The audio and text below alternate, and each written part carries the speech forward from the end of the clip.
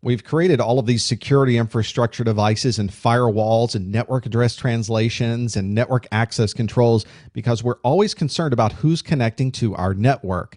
Well, now, of course, our users are much more mobile. They're in coffee shops, they're in home offices, they're traveling around the world, but they still need access to important resources that are on the inside of the network. And that is one of the primary balancing acts you have as a security professional is how do you provide the important business access to these devices, but still keep everybody secure. So remote access becomes a very, very important component of this.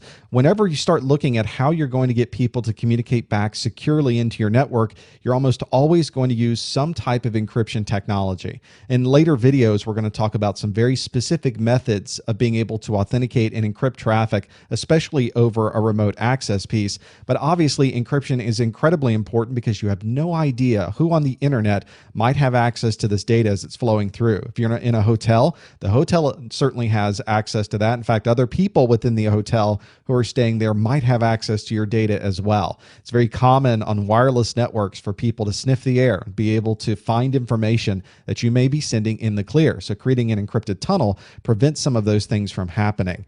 You might also want to add on additional technologies to provide additional authentication functions. For instance, be able to have a token generator of some kind, whether a hardware token generator or one in software that's constantly providing these pseudo-random numbers to you. So not only do you have to put in your username and your password, but you also have to put in some other piece of information. Usually it's based on something that you have with you, something like a token generator. You have to now type in username, password, and 778645 and hit enter. And these numbers, of course, are updating themselves every 30 seconds, every 60 seconds. So when your in server sees that this is your username, this is your password, that must be you because you happen to know the secret number that was popping up during that last 60-second period.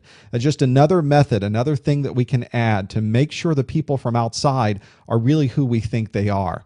If you're doing any type of remote access, you should always be looking at your logs. You should always be checking them to determine who is connecting from where. And you can also set up methods within your remote access devices to make sure that people aren't logging in from multiple places. If somebody's mobile and you see that they're logging in from Starbucks in one city and Starbucks in another city, you might need to question that. One person obviously can't be in two places at once. So you not only want to look at your logs and see if that's happening, but also set up some security controls within your remote access equipment to make sure something like that doesn't happen.